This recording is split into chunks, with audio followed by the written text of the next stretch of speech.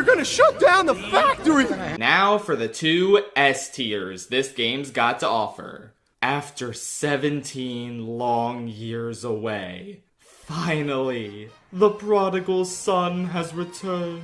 I don't consider myself to be a very nostalgia-biased individual. My childhood Mario Kart was Wii, but if one of the courses from that game gets a subpar remake, I'll call it out. I did it for Coconut Mall and Koopa Cape in the Booster Course Pass. I don't hand out free points to Mario Kart Wii remakes just because they're nostalgic to me. So it is with great pride and pleasure that I report that the Mario Kart World remake of Toad's Factory really is that bitch. The original course was an absolute banger, one of the greatest to ever do it. And this remake largely maintains that status without any real downsides. The conveyor belts still make for compelling split-second decision gameplay. The aesthetics and theme are still wonderfully creative. The music is as majestically on point as ever. It's exactly as thrilling as it was back in the heyday of Mario Kart Wii.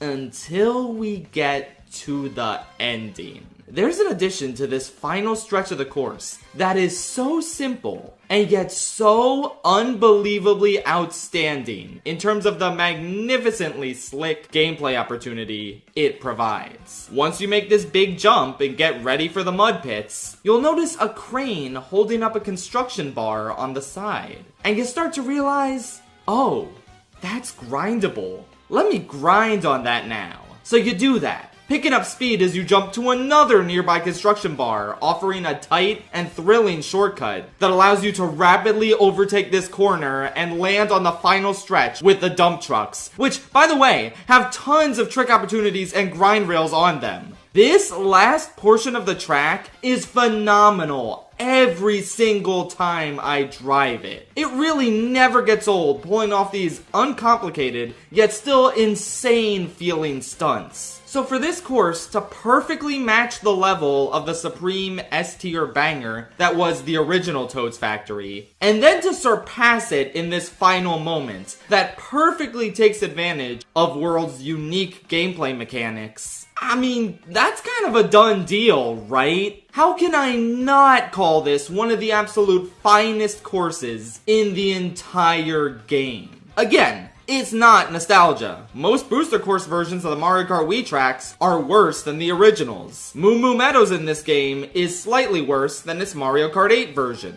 I'm not just uncritically calling Toad's Factory one of the best courses in Mario Kart World just because I liked it when I was 10. I mean it. I've carefully considered the matter and determined that it is one of the most fun courses to play in the entirety of Mario Kart World. Even if it doesn't consistently make use of the game's new mechanics quite at the same level as some other remakes. That's what happens when the foundation you build upon was practically flawless to begin with. I love you with all of my heart, Toad's Factory. Please never leave me again.